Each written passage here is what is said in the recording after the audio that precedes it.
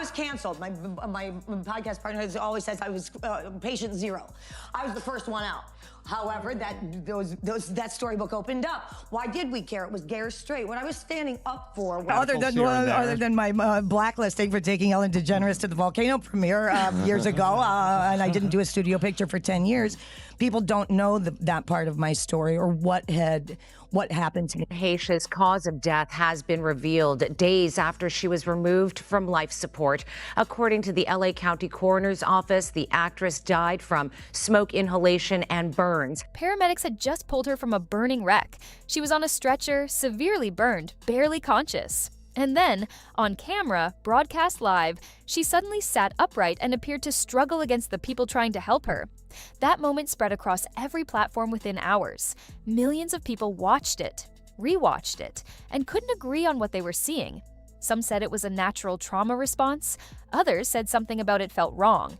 And the more people looked into Anne Heche's story, the career that was deliberately buried, the final film she made weeks before the crash, the documents that surfaced years later, the harder it became to see the stretcher footage as just a random viral clip. So let's go through the full picture, because this story is bigger than most people realize. Anne Heche's career started in the late 1980s on the NBC soap opera Another World, where she played twin characters Vicky Hudson and Marley Love. That performance earned her a Daytime Emmy in 1991 and immediately put her on Hollywood's radar. By the mid-1990s, she had moved into major studio films. Donnie Brasco with Johnny Depp and Al Pacino, then a string of high-profile releases in 1997 that made her one of the most in-demand actresses in the industry. Volcano, I Know What You Did Last Summer, Wag the Dog, all in the same year. Then she was cast opposite Harrison Ford in 6 Days, 7 Nights, at a time when Ford was one of the biggest stars on the planet. Studios were offering her leading roles. Critics were paying attention. Everything pointed toward her becoming one of the defining actresses of her era. Then she fell in love with Ellen DeGeneres. In 1997, the two began a relationship that immediately became headline news. Openly same-sex relationships among major Hollywood stars were almost non-existent at that time. When Heche attended the Volcano premiere with DeGeneres as her date, the photos spread instantly across every entertainment outlet. For some people, it was a historic moment of visibility. Inside Hollywood, the reaction was reportedly something else entirely. In interviews she gave over the years, Heche said the consequences were immediate and severe. She claimed she was removed from a $10 million film deal within weeks of going public with the relationship. Studios became hesitant to cast her opposite male leads. Executives questioned whether audiences would accept her in romantic roles. She described herself in one interview as patient zero of cancel culture, someone who lost a career not because of anything she did professionally, but because of who she loved. For nearly a decade after that, the momentum she had spent years building effectively stopped. She kept working in independent projects and television, but the major studio opportunities disappeared.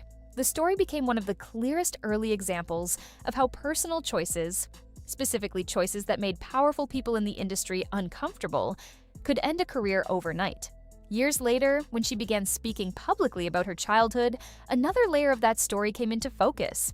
In interviews and in her memoir, Call Me Crazy, Heche described growing up in a strict religious household with an abusive father. Her father, Donald Heche, died in 1983 from complications related to AIDS, a revelation that exposed a hidden life the family hadn't known about. She spoke openly about childhood trauma, mental health struggles, and the long process of trying to rebuild her sense of self while navigating the entertainment industry at the same time. In Hollywood, that level of honesty was rare. Most celebrities at her level protected their public image carefully. Heche chose transparency instead, talking about pain and instability that most people in her position would never acknowledge publicly. That willingness to confront dark subjects carried forward into the last professional choice she made. The film was called Girl in Room 13, and it centered on a mother searching for her daughter after the girl becomes trapped inside a trafficking network. The story explored how victims are drawn in through manipulation, psychological control, and exploitation, and how families fight to get them back. Trafficking generates an estimated $150 billion annually worldwide, making it one of the largest criminal industries in existence. Awareness around the issue had been growing for years, and Heche spoke in interviews about how important it was to her that the film showed the real mechanisms of how people get pulled in. Girl in Room 13 was scheduled to premiere in September 2022. Anne Heche completed filming weeks before August 5th. That morning, she was driving a blue Mini Cooper through the Mar Vista neighborhood of Los Angeles. At some point, the car struck a garage at a nearby apartment complex. Residents came outside to check on her. Before anyone could fully react, the vehicle reversed and accelerated away. Minutes later, it slammed into a residential home at an estimated speed of around 90 miles per hour. The impact was catastrophic. The house immediately caught fire. Flames spread through the structure within seconds. Emergency services were dispatched quickly, but the situation required roughly 60 firefighters and nearly 30 minutes to bring under control. Smoke poured across the neighborhood as crews worked to access the wreck buried inside the burning building. Heche was trapped inside the vehicle. When rescue workers finally reached her, she had suffered severe burns and significant lung damage from smoke inhalation. She was placed on a stretcher and moved toward the ambulance while news helicopters filmed from above. And that's when the footage happened. As paramedics prepared to load her into the ambulance, she suddenly sat upright. She appeared to resist, or struggle, only for a moment, before being laid back down by emergency workers. The clip was only a few seconds long. It spread everywhere within hours. Medical professionals who spoke publicly about the footage explained that this kind of response is not unusual in severe trauma cases. Extreme burns, smoke inhalation, and physical shock can trigger involuntary reactions and sudden movements even in patients who appear unconscious. Emergency crews routinely manage confused or agitated patients during rescues because disorientation is common after serious accidents.